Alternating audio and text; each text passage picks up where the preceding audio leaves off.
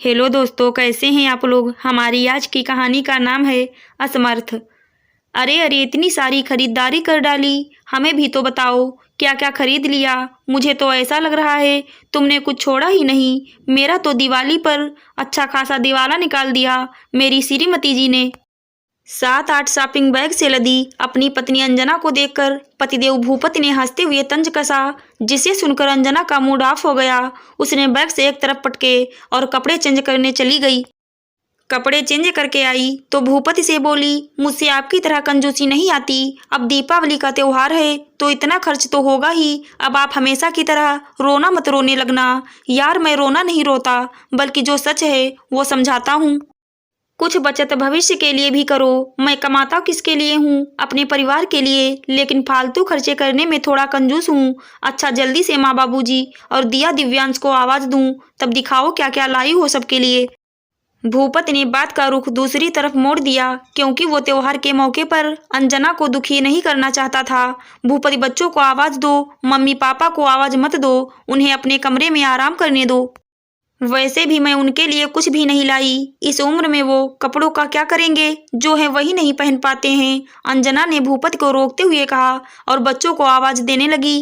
अंजना की बात भूपति को बहुत बुरी लगी। वो कुछ कहना चाहता था, तभी बच्चे आ गए और वो बच्चों को उनके कपड़े वगैरह दिखाने लगी। बच्चे खुश होकर देखने लगे। अंजना ने भूपति को भी उसके लिए लाए गए कपड़े दिए, लेकिन भूपति के चेहरे पर खुशी न देखकर वो पूछने लगी, भूपति कपड़े पसंद नहीं आए? बता दीजिएगा, मैं कल जाकर चेंज कर लाऊंगी।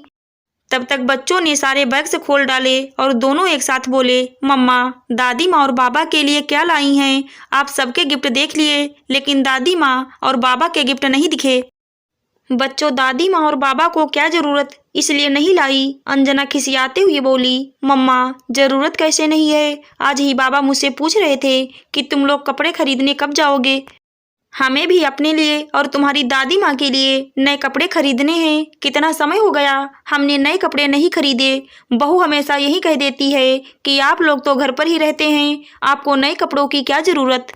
लेकिन इस बार हमने रुपए जोड़े हैं, अपने लिए ना सही, तुम्हारी दादी माँ को दीपावली पर सिल्क की साड़ी जरूर दिलवाएंगे। मम्मा, क्या बूढ़े होने पर इच्छाएं खत्म हो जाती हैं? आप लोग भी जब दादी माँ और बाबा जितने बूढ़े हो जाएंगे, तब आपको भी किसी चीज की जरूरत नहीं रह जाएगी, क्योंकि बूढ़े लोग तो कहीं आने जाने में भी असमर्थ हो जाते हैं। दिव्यांश ने कहा। उसके शब्दों में अपनी माँ की इस हरकत पर नाराजगी साफ साफ झलक रही थी। अंजना, देखा तुमने, मुझे माँ बाबूजी को बुलाने से रोक दिया, लेकिन अब तुम्हारे पास बच्चों की बातों का कोई जवाब है तो उन्हें जवाब दो। मैं तुम्हें हमेशा यही समझाता हूँ कि बच्चों के सामने ऐसा कुछ भी मत करो जो भविष्य में तुम्हें पछताना पड़े। मेरे माँ बाबूजी हैं वो, जिंदगी भर उन्होंने मेरी खुशियों के लिए अपनी खुशियों का त्याग किया है। बाबूजी तो अपने लिए कभी एक नई बनियान तक नहीं लेते थे, लेकिन मेरे लिए नए कपड़े जरूर लाते। माँ कभी मिठाई खुद नहीं खाती, लेकिन मेरे लिए बचाकर जरूर रखती कि मेरे राजा बेटे को मिठाई बहुत पसंद है। तो क्या आज मेरा फर्ज नहीं बनता कि जो उन्होंने बचपन में मेरे लिए किया, अब मैं भी उनके लिए कुछ कर सकूं, उन्हें खुशियां दूं। कल यही बच्चे हमारे साथ ऐसा ही कुछ करेंगे तो सोचो जरा कितनी तकलीफ होगी। भूपति ने थोड़ा तल्ख लहजे में अंजना से कहा, सारी बच्चों, मुझसे बहुत बड़ी गलती हो गई। मुझे लगा कि वो लोग घर पर ही रहते हैं, कहीं आते जाते नहीं, तो उन्हें त्योहार पर नए कपड़ों की क्या जरूरत, बस इसीलिए नहीं लाई। लेकिन मुझे अपनी गलती पता चल गई है। कल हम सभी लोग मार्केट जाएंगे और दादी माँ और बाबा को उनके पसंदीदा कपड़े दिलवाएंगे, और पक्का वादा, आइंदा से सबसे पहले मैं माँ बाबूजी का ध्यान रखूंगी। अंजना ने शर्मिंदा होते हुए कहा। अगले दिन अंजना अपने साथ अपने सास ससुर दोनों को लेकर मार्केट गई और उन्हें उनके मनपसंद कपड़े दिलवाए। उस समय उनके चेहरे की खुशी देखते ही बन रही थी, और उनकी खुशी देखकर भूपति और दोनों बच्चे बेहद खुश थे। दीपावली पर अंजना ने अपने सास ससुर से पूछकर उनका मनपसंद खाना भी बनाया, जिससे वो दोनों बुजुर्ग बेहद खुश हुए और आशीर्वादों की बौछार कर दी। सबने मिलकर त्योहार मनाया। चारों तरफ खुशियां ही खुशियां थी।